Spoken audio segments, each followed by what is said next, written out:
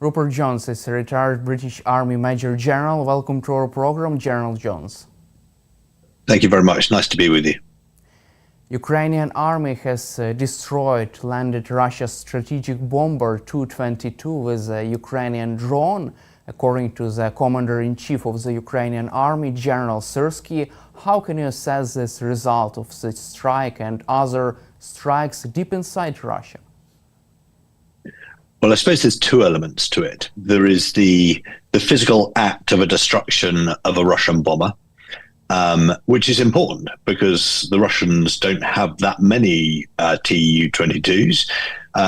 Reports have indicated in the past they've only got 50 odd of them, and they've got significant serviceability issues. So their operational fleet is very small. So destroying one reduces an already small fleet yet further.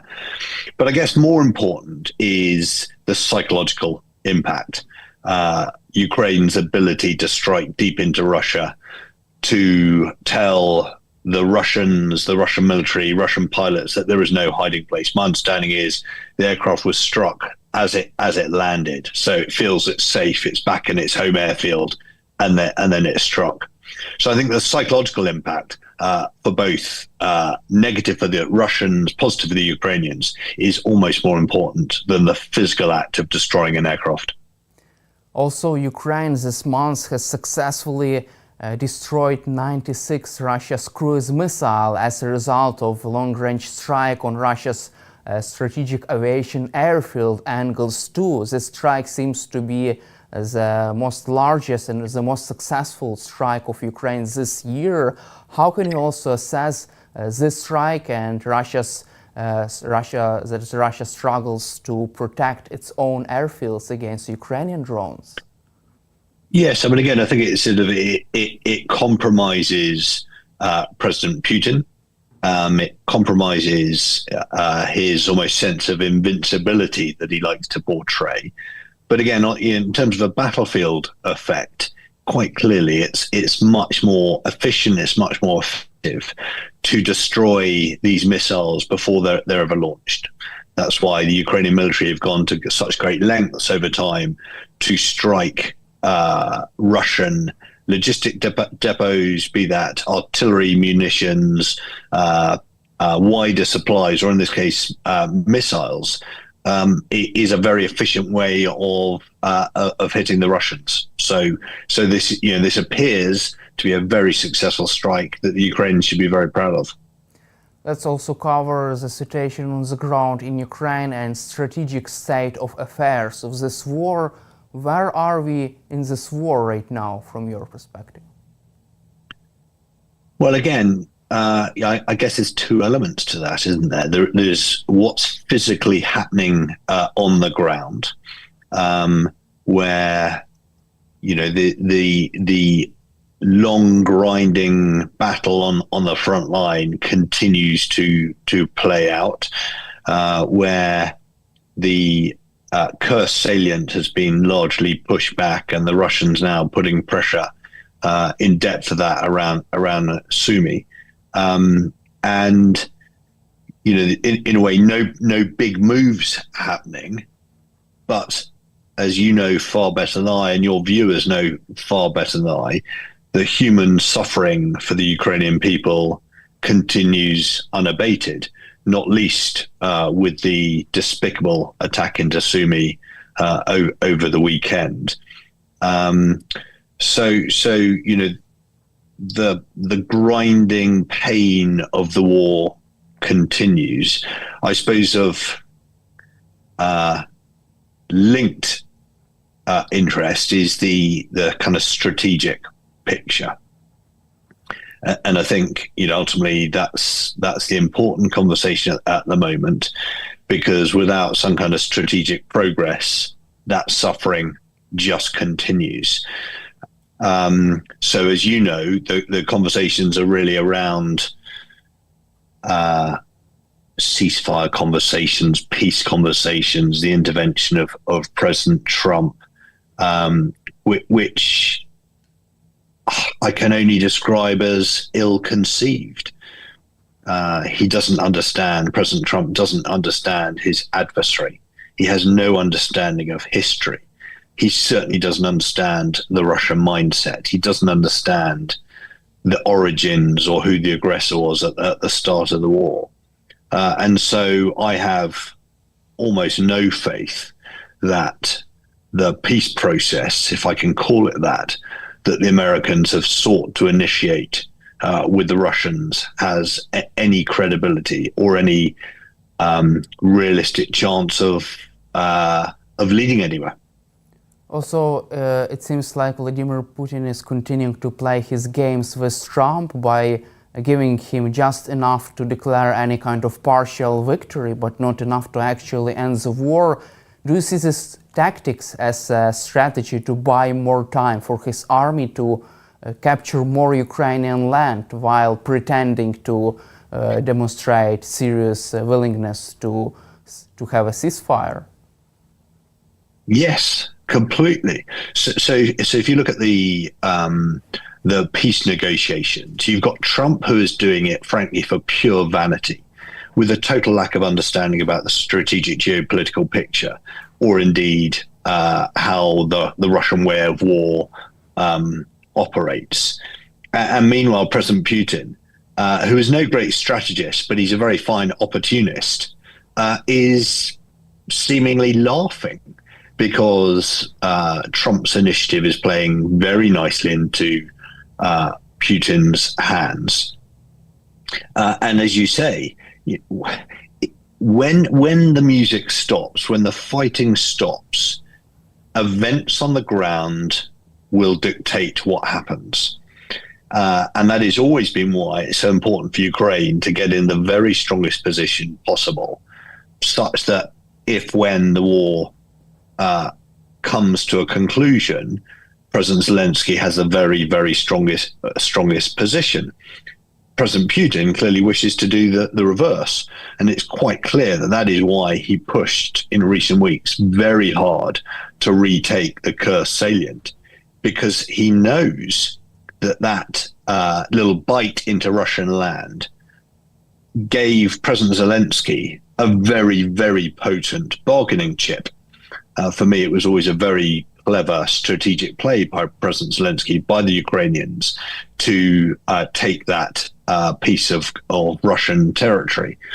And so President Putin is trying to secure as much territory as he can at the moment, in case he is somehow forced into a proper peace negotiation.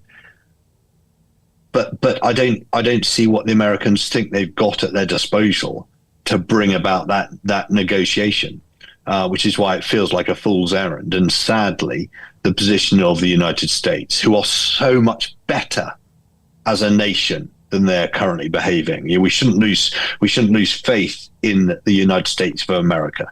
They're a wonderful nation. They've done great things over the decades, but the current administration is confused and it is naive, and they are playing into President Putin's hands.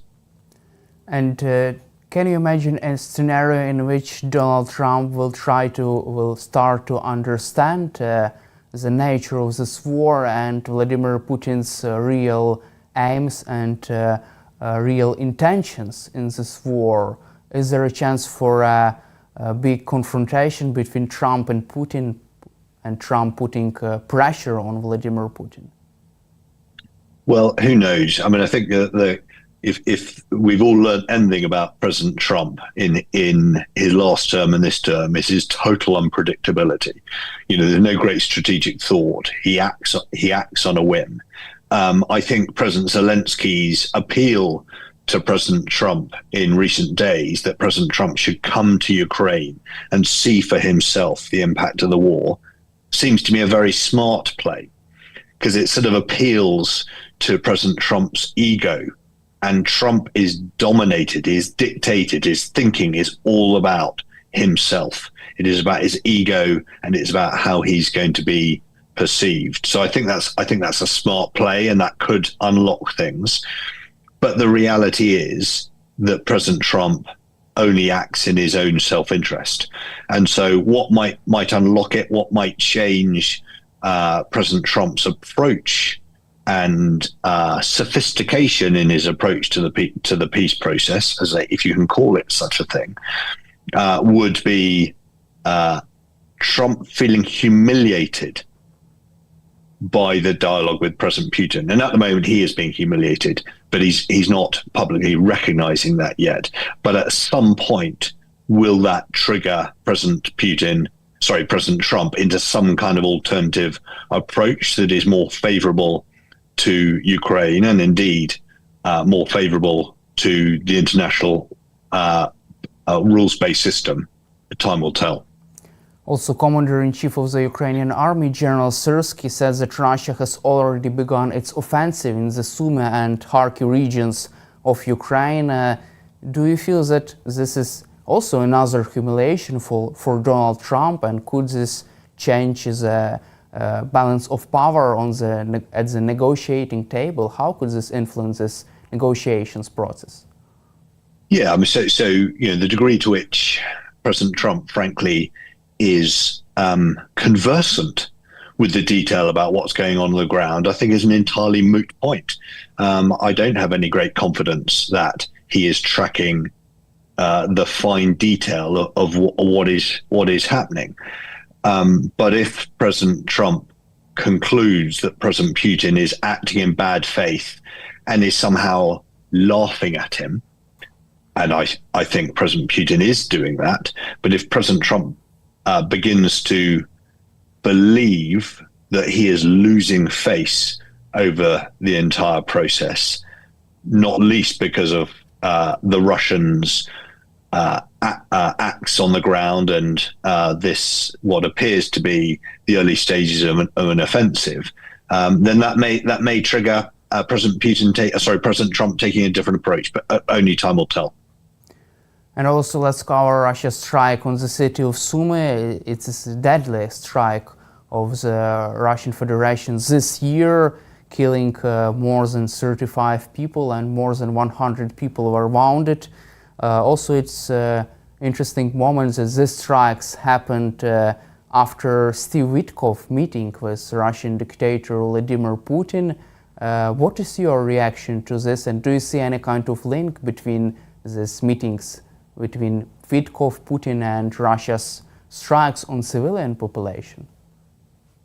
Well, who knows? All I would say is that the Russians, they're a canny bunch, as you well know. You all in Ukraine know better than any of us. And they tend not to do things like this by accident. They're masters at sending messages. So let's be absolutely clear. The strike on Sumy was absolutely despicable. It's a war crime. There's absolutely no justification for it. And oh, by the way, President Trump's throwaway comment that he's heard that it was a mistake, it does a great disservice to the victims of that strike, to the population of Sumy, and indeed to the whole Ukraine nation. And it does a great disservice, frankly, to the intelligence apparatus as a whole that knows full well what President Putin and the Russians are doing. It also points to the fact that regrettably, the Russian disinformation campaign, and anyone who is familiar with Russia's tactics knows, long before the Ukraine campaign, that they are masters at disinformation. It is a centerpiece of their military and their state doctrine. And what is terrifying is it appears that disinformation arm is having an effect in the White House. I mean, how extraordinary is that? How naive is that? That members of the United States administration could be parroting that sort of disinformation. From your perspective, who could be these people around Trump who are providing such information to the US president about mistakes of the Russian army? Who could be those people? It seems like Trump did not refer to some intelligence operations, to some intel information. Yes, I mean, again, I think this is what's so worrying about the current situation. We all know that the United States intelligence apparatus, their interagency structure, is frankly unrivaled in the world. They have fantastic intelligence agencies. They have incredible reach. They have incredibly professional intelligence operators and analysts backed up by some of the best intelligence technology in the world. But what isn't happening at the moment, seemingly, is that the deduction from that intelligence architecture isn't finding its way into President Trump's decision-making. And whether that's because he's willfully ignoring it, whether because he's not taking the briefings, whether it's because those briefings are somehow being diluted by political advisors, it's almost impossible to tell. But I simply do not accept any suggestion that the United States intelligence apparatus, that we all have great faith in, doesn't know what's going on. Of course it does. But it's not finding its way into what comes out of President Trump's mouth, shall we say that. I don't know what goes on in his head. We can only see what comes out of his mouth and what he puts out on social media. So who is it who's giving him this kind of bizarre, perverse version of events? I don't know. You'd have to speak to people better placed than me as to who President Trump really listens to, other than his obvious administration advisors. According to Reuters, Steve Witkoff proposed Trump to give up 4 Ukrainian regions to Russia as a part of a peace deal. According to this Reuters sources, according to Steve Witkoff, this could be the best way forward, the fastest way to broker a ceasefire in Ukraine. What could such a deal mean for Ukrainian global security, and how can you assess this Steve Witkoff's initiative?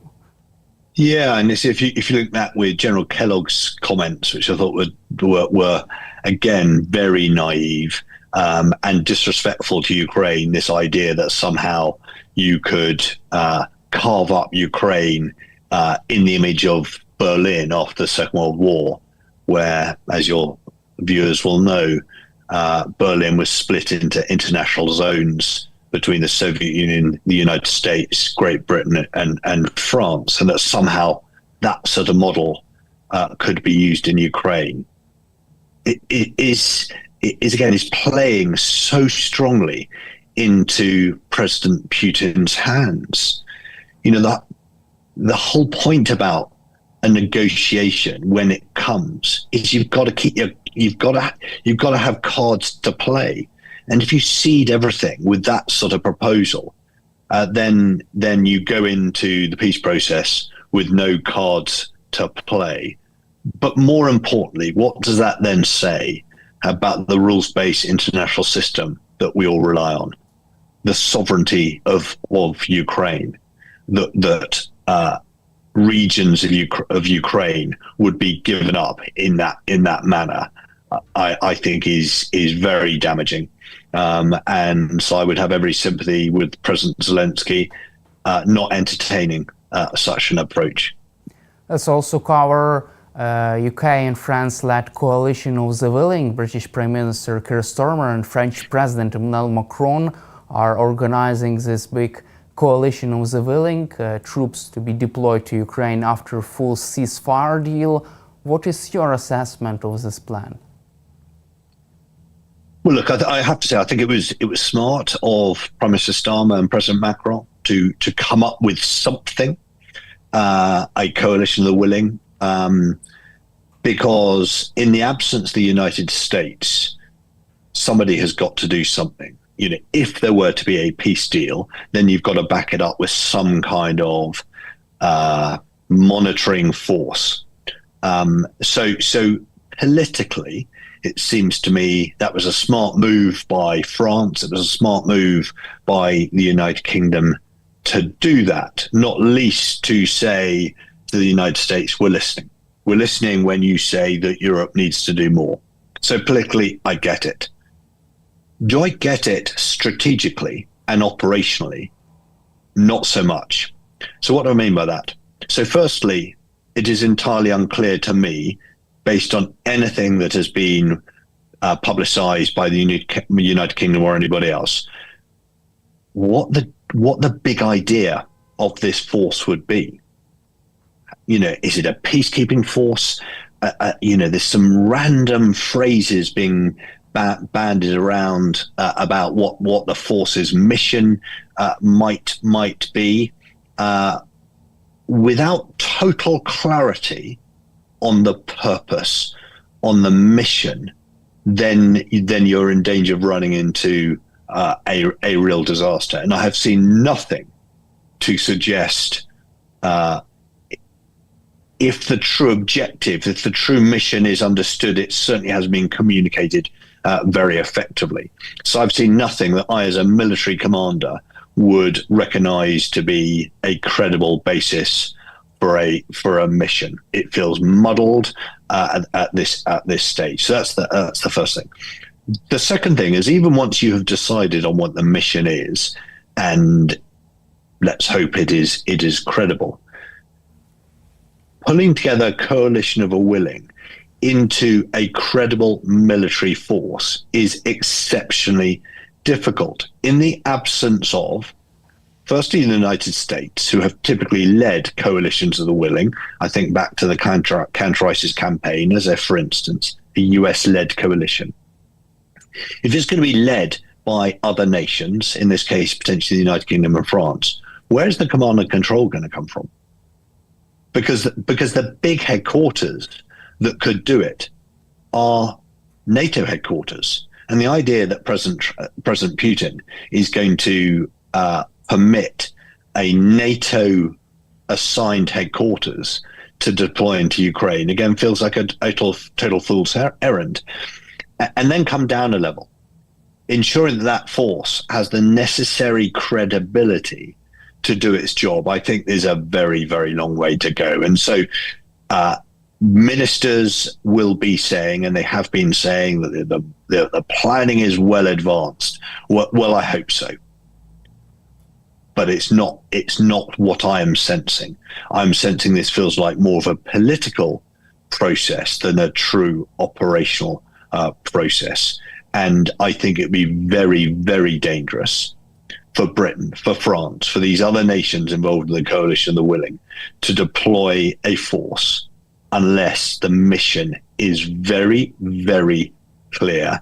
At this stage, it seems to me that it's not. Thank you, General Jones, for your time and for your support for Ukraine, and glory to Ukraine. Glory to Ukraine. Let's cover also the recent public debate between Elon Musk, Trump's favorite billionaire, and also Mr. Navarro, Trump's main envoy, and also his main part of the team on working on these tariffs. How can you assess this big rift between billionaires and Trump's officials? Look, I think it goes to the heart of the issue in the White House about tariffs in China. I think the billionaires, the Musks, they've made a lot of money in China, right? I don't think theirs is an ideological, national security particularly related issue around China. They do, I guess, want to rebalance trade in the US's favor, boost the US economy, bring some jobs home, all those kind of things. I think the Navarro-style characters, they hate China with a vengeance, and they see this as this hegemonic battle for global supremacy between China and the US. And they think ultimately there's a war going to happen between China and the US, and tariffs are a massive tool to weaken and undermine China, right? So I think perhaps for the Navarro-style characters, it's a zero-sum game, right? It's about ensuring the US wins that game. I think maybe for the Musk guys and some of the billionaires, I mean, perhaps they can see a win-win scenario where ultimately global tariffs reduce, you have a freer global trade environment, and ultimately perhaps global growth is better. But I don't want to put words in their mouths. But so there's this battle within the administration, and we're not sure who's going to win out. But the problem is, all this uncertainty about where tariffs are is terrible for global confidence. And again, that's going to be the factor. ultimately that drives global growth weaker. And also, how do you rebalance global trade in an appropriate way without using such high tariffs from your perspective? How should these things be done in an appropriate way? Well, look, I mean, I guess there is some sense in having a fairer global trading regime. You could argue China has taken advantage of globalization, particularly by keeping its currency cheap over many years, accumulating a huge buffer of foreign exchange reserves. I mean, in effect, what the Chinese have done is kept an undervalued exchange rate, exploited Chinese consumers and the population by keeping their labor cheap through the exchange rate, and then making windfall profits from that through trade and current account surpluses and buying FX reserves to keep their currency weak and accumulating this huge foreign exchange buffer that they then use to buy influence globally. So I guess, allowing currency appreciation, less intervention by the Chinese in their exchange rate, allowing the currency to reflect its trade surpluses, I guess, is probably the best way. And then less non-tariff barriers, all those kind of things in the end are probably ultimately the best way to rebalance everything. But you're never going to rebalance perfectly, right? Because, it's not just about the merchandise trade position. It's about the services account. It's about the capital account. Some countries, it depends on their level of development. I mean, they may need to run, because they're importing capital, they need to, and they have a low savings rate, they may need to run large deficits on the trade and current accounts for a period of time. Comparative advantage. The global rules of comparative advantage.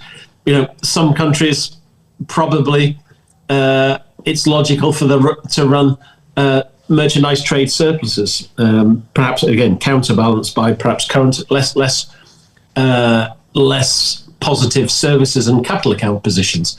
It's complicated, and I can tell you what is clear is the Trump administration is not going to rebalance merchandise trade positions by using crazy formulas that have no bearing on economics. And also, let's cover also Trump's most interesting statements throughout this day. He said that countries hit by his tariffs are calling up and kissing his ass. Don't you think that Donald Trump hates his allies? Does he hate European allies? Well, he seems to do. I mean, he seems to hate Europeans, maybe not the British. He seems to have a fondness for the UK because of his family background, perhaps. I mean, I think the difficulty in this is, look, the way the Trump administration have framed the trade wars now is this is a fight with China, and allies can get preferential tariffs if they ally with the Americans against China. That's fine, but I think many of the US's traditional allies are, concerned about the direction of travel in the US now. They're not quite sure, given the Trump presidency, J.D. Vance's comments in Europe. They're not quite sure if they share the same values and interests. And I think they'd be quite reluctant now to put all their eggs in the American basket. I think from a trade, financing, and national security perspective, I think they'll probably be looking to diversify their relationships away from the Americans. So maybe, it's not been such a clever approach from the Trump administration, isolating all these traditional allies. And maybe some of those traditional allies actually secretly will quite like it if the Chinese play hardball and actually cut the Americans down to size a bit around this issue. Let's also cover our final topic, this big rare earths minerals deal between Ukraine and the United States. Is there a chance for Ukraine to reach a normal deal with the United States on its minerals? Look, I mean, what is in it for Ukraine? That's the question, right? I mean, this deal seems to give everything to the Americans. What are they getting, right? I mean, Ukraine, that is. And I think really the idea from the Americans is, this deal will see American companies invest in Ukraine That's a win-win for everyone. And the mere fact that American companies are operating in Ukraine ensures Russia won't attack Ukraine. Firstly, international business will not invest in Ukraine unless there's security.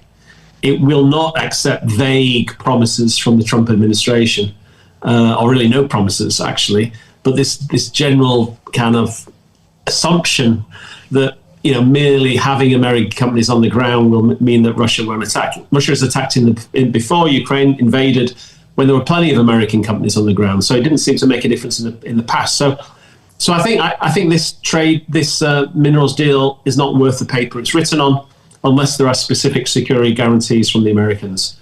So I would advise Ukraine not to sign it. I can understand why they continue to negotiate. Maybe they want a better deal. Maybe they think they can get security guarantees included. Maybe they just don't feel able at this point in time to say no to the US, the Trump administration.